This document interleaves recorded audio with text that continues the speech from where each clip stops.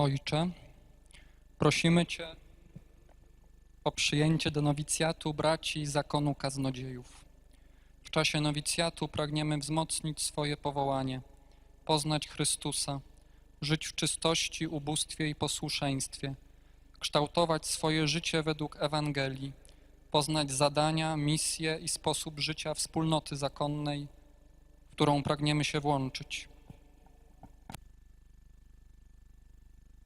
Czy każdy z was chce przyjąć habit? Dobrze. Miłosierny Bóg niech was wspiera swoją łaską, a Duch Święty niech wam udzieli swego światła.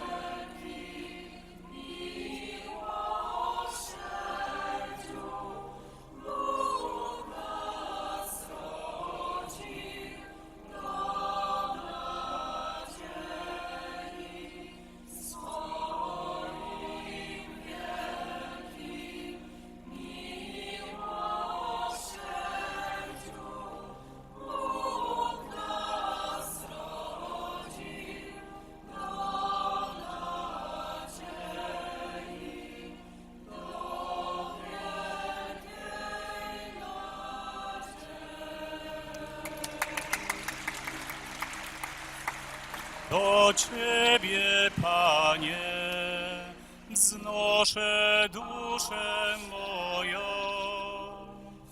Racz mnie wysłuchać w łaskawości swojej. Moi wrogowie nie panują nade mną, bo kto Ci ufa, nie będzie zawstydzony.